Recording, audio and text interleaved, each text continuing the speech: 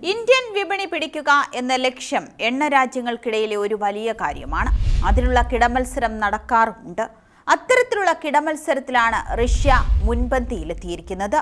ഇന്ത്യയുടെ ഏറ്റവും വലിയ എണ്ണ ഇറക്കുമതി രാജ്യമാണ് റഷ്യ. ഏത് പ്രതിസന്ധിയിലും റഷ്യ എണ്ണ ഇറക്കുമതിയിൽ വീഴ്ച വരുത്താറുമില്ല. അത്തരത്തിൽ തന്നെയാണ് ഇപ്പോഴത്തെ കണക്കും പറയുന്നത്. ഇന്ത്യ ഉൾപ്പെടെ റഷ്യയിൽ നിന്ന് എണ്ണ വാങ്ങുന്ന രാജ്യങ്ങൾക്ക് ട്രംപ് ഭരണകൂടം മുന്നറിയിപ്പ് നൽകിയിരുന്നു.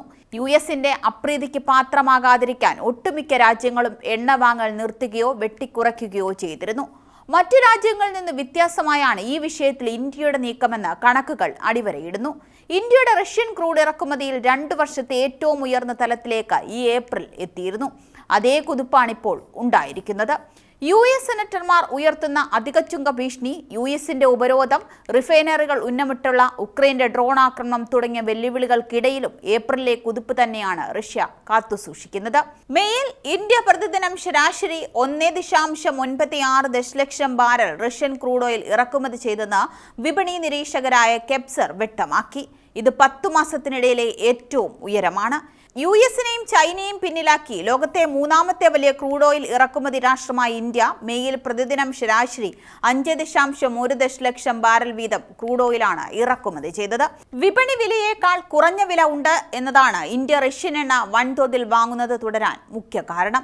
റഷ്യൻ എണ്ണ ഇറക്കുമതി ചെയ്യുന്ന ഇന്ത്യക്കും ചൈനയ്ക്കും മേൽ 500% ഇറക്കുമതി തീരുവ ഏർപ്പെടുത്താനുള്ള ബിൽ കൊണ്ടുവരുമെന്ന് US സെനറ്റർ റിച്ചാർഡ് ബ്ലൂമെന്താൽ അടുത്തിടെ മുന്നറിയിപ്പ് നൽകിയിരുന്നു. US-ന്റെ ഉപരോധമുള്ള റഷ്യൻ എണ്ണ ടാങ്കറുകൾ ഇന്ത്യ റഷ്യ എണ്ണ വ്യാപാരത്തിൽ ഉപയോഗിച്ചതായി കണ്ടുവെന്ന് അടുത്തിടെ ബ്ലൂബർഗും റിപ്പോർട്ട് ചെയ്തിരുന്നു. റഷ്യയുടെ എണ്ണ റിഫൈനറികളെ ഉന്നമിട്ട് ഉക്രൈൻ ഡ്രോൺ ആക്രമണം നടത്തുന്നതായും റിപ്പോർട്ടുകളുണ്ട്. അതേസമയം മേയിലും ഇന്ത്യയുടെ ഏറ്റവും വലിയ ക്രൂഡ് ഓയിൽ സ്രോതസ് എന്ന സ്ഥാനം റഷ്യ നിലനിർത്തി.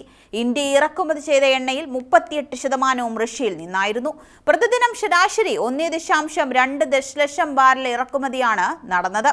സൗദി അറേബ്യ പ്രതിദിനം 6.15 ലക്ഷവും, UAE പ്രതിദിനം 4.90 ലക്ഷവും, US 2.80 ലക്ഷം എന്നിവയാണ് തുടർന്നുള്ള സ്ഥാനങ്ങളിൽ.